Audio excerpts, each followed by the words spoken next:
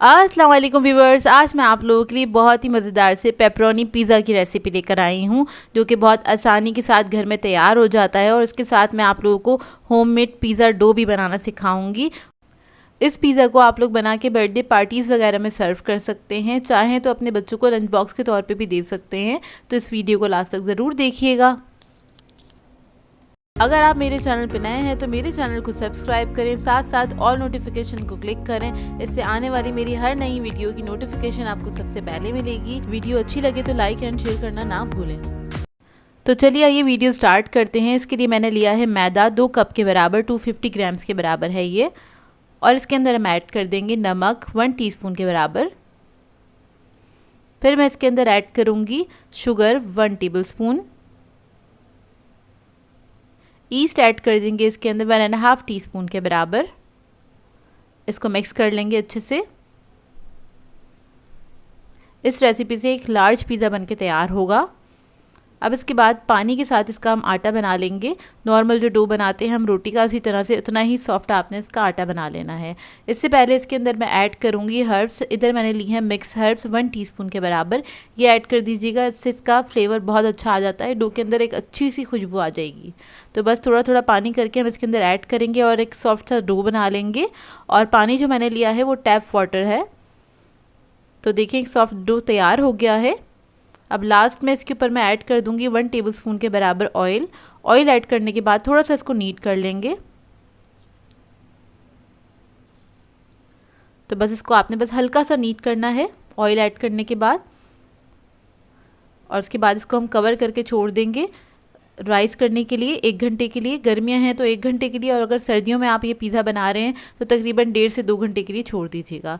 तो देखिए इधर 1 घंटा हो गया है और ये डो हमारा अच्छे से राइस हो गया है। अब काउंटर पे हम थोड़ा सा मैदा डस्ट कर लेंगे और सारे डो को निकाल लेंगे।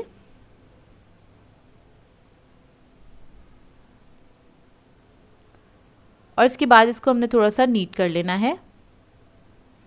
देखिए डो कितना सॉफ्ट बना है और बहुत अच्छा बन के तैयार हुआ है। इसको आपने नीट करना है अच्छी तरीके से।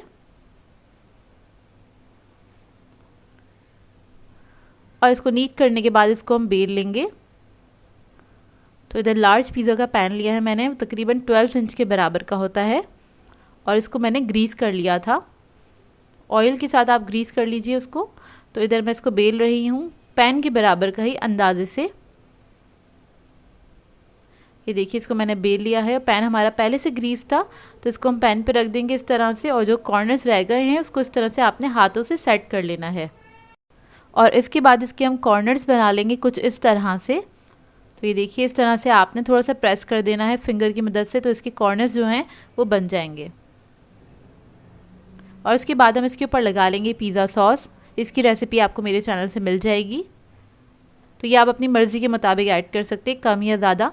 मैंने तकरीबन 4 टेबलस्पून के बराबर लिया है ये। और इसको मैं पूरा स्प्रेड कर दूँगी। और इसको स्प्रेड करने के बाद इसके ऊपर हम ऐड कर देंगे पिज़्ज़ा चीज़। तो यहाँ मैं पिज़्ज़ा चीज़ ले रही हूँ, ये ना हो आप लोगों के पास तो आप लोग मोज़रेला या फिर चेडर भी ले सकते हैं। तो ये सारा आपने डाल देना है। मैंने तकरीबन 1 कप के बराबर चीज़ लिया था। चीज़ आप लोग अपनी मर्ज़ी के मुताबिक भी ऐड कर सकते हैं। थोड़ी सी ऑरिगेनो ऐड कर देंगे इसके ऊपर, स्प्रिंकल कर देंगे 1 टीस्पून के बराबर। और फिर इसके ऊपर हम ऐड करेंगे पेपरोनी। ये पेपरोनी है मेरे पास बीफ वाली, और ये आपको ईज़िली मार्केट से मिल जाती है, सुपर स्टोर्स पर अवेलेबल है। तो ये हम इसके ऊपर लगा देंगे इस तरह से। इस पूरे को कवर कर देंगे पेपरोनी से।